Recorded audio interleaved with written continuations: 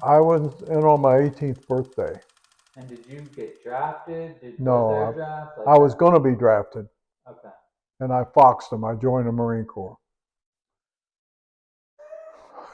What was the idea behind that? I didn't want to be drafted. Okay, fair enough. And Well, no, was it a shock? How long were you in the Marines 3 for? years. And did you immediately like it, or was it pretty? Or was it another culture shock?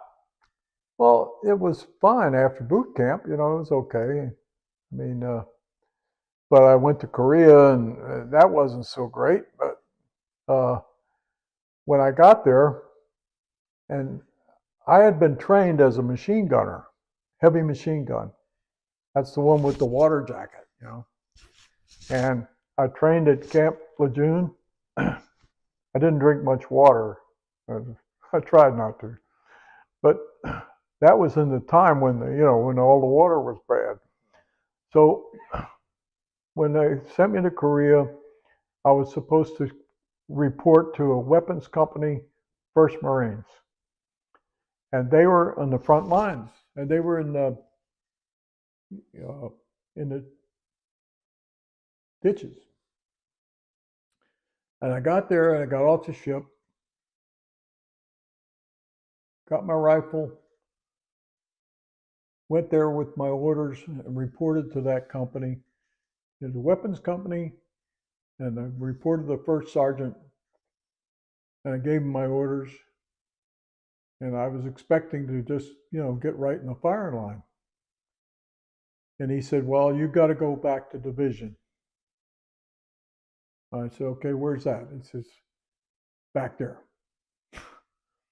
So I went back, and I reported to G2, which is the intelligence officer of the staff, of the general staff of division. And they needed somebody to be order of battle clerk. Well, order of battle clerk is a kind of a specialist, and so I got the job, and I didn't have to fire that machine gun at all. So what is order battle clerk?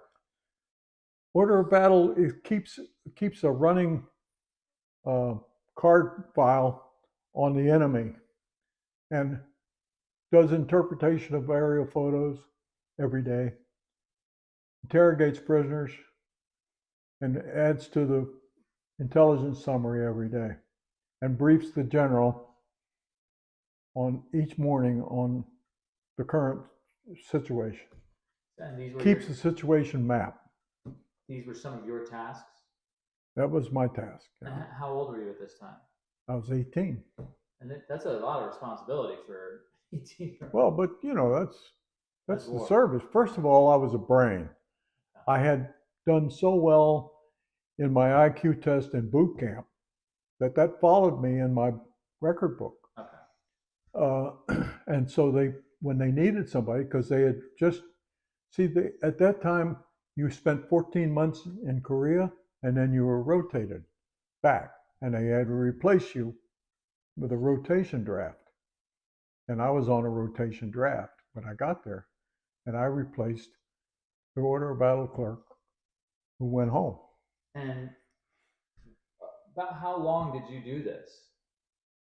I was in Korea for 14 months, but the war ended, and I didn't have any more duty, except observation, stuff like that. But war ended in July, and then we came back the following May. The whole division came back to Camp Pendleton, California.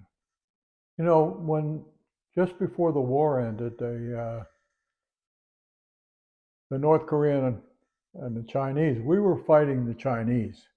All of the all of the enemy in front of us was Chinese. But there were, besides the Marine Corps, we had like 7 divisions of U.S. Army. They had Australians. They had Turks. They had British. It was United Nations force. So what I had to do was keep track of everything that had in front of us, you know. And I would get every morning, I would get a summary, what they call the ISOM intelligence summary, that was printed out and would come to me, and I would add whatever I had to whatever information that pertained to me or pertained to our front. Then, if they had prisoners come in, which they did, I would interrogate them. I had a Chinese Marine, but he wasn't Chinese. He was American from San Francisco, but he spoke every dialect of Chinese. This guy would schmooze these prisoners, and whatever information they had, he would get it. He could speak all the dialects of Chinese, and they were all Chinese. And they didn't want to, if they surrendered, the Chinese, they didn't want to surrender to the South Koreans because the South Koreans would just kill them, prisoners. So they'd surrender to the U.S. Marines. And he was a private, but he interpreted for me. And I interrogated prisoners. And if it was an officer of field grade or something like that, which we never got, but if we did, I didn't get to talk to him. He went back up to Corps, because he was more important than the prisoners we got were grunts, and they didn't know anything. And anyway, but this guy would schmooze them. He really could do it. He did the work, Mm-hmm.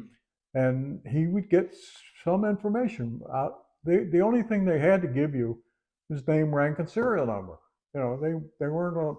But if they knew anything at all, which they didn't, they've been in the Army for 7, 8 years. They've been on the 30-mile march in China and all that stuff, and they were conscripted and they were privates, and they didn't know if they were ever going to get out or when. And they came across the line and surrendered.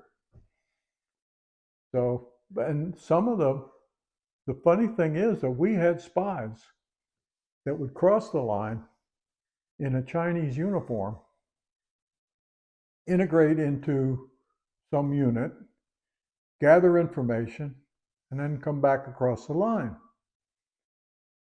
They were called Battlefield Monuments Commission, but they were spies. And they had a captain, a U.S. captain, Marine Corps, who they would give his name when they were captured coming back. And when they gave his name, we left him alone. We contacted him. He'd come and get him, And it was like a CIA thing. Mm-hmm. It was nothing to do with us, but intelligence anyway.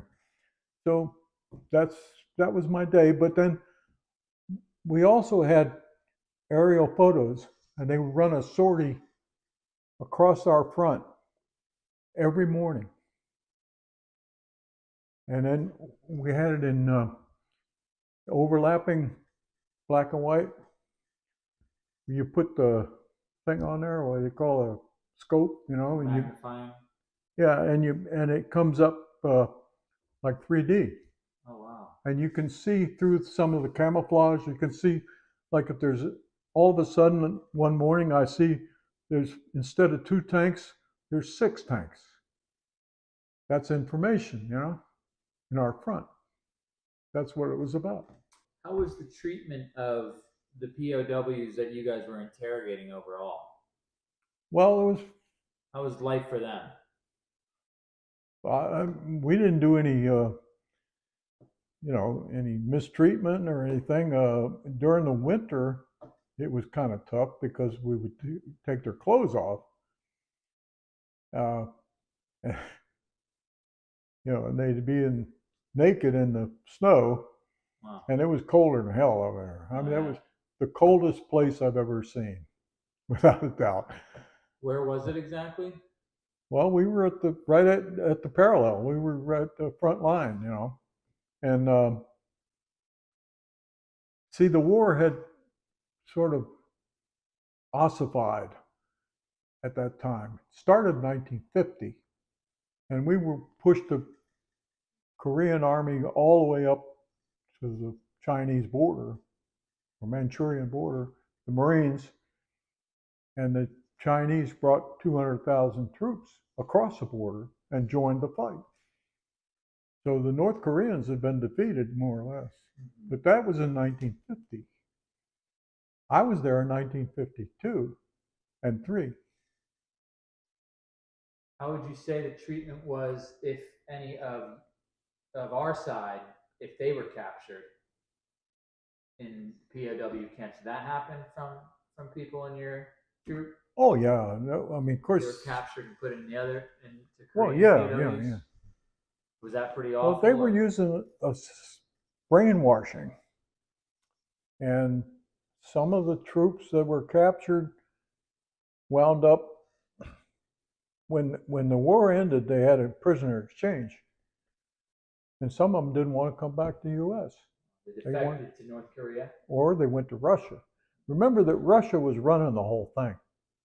They didn't have any troops there, but all of the equipment. The Chinese soldiers had, every one of them had a PPSH, which was an automatic rifle. Every soldier had an automatic weapon, which is, we were outgunned there. right? But the weapons weren't as good as the M1, for example. They weren't as accurate, and they had to be in close range. Gotcha. So there was a benefit there, but it was all Russian tanks, airplanes, everything that was Russian. So some of these people who, like, for example, the guy that shot Kennedy, he was in the Marines, and he instead of being brought back to the U.S. as a prisoner, he chose to go to Russia. Right. And there was probably more than one. I mean, I don't know how many there were, but. So how about eating? Like, what was you were there for 14 months, you said, right? 14 months, we ate sea rations. Sea rations. Yeah. So what are those? Well, it's canned, it's and they had all different kinds, but most of them nobody wanted to eat, and you could trade off. You get a box of sea rations, and in there they would have sausage patties and gravy, beef and gravy, mac and cheese, different things like that. And if you had a little stove, sometimes we had one, we could heat them up, and otherwise you just ate it cold, and it was pretty bad. Yeah.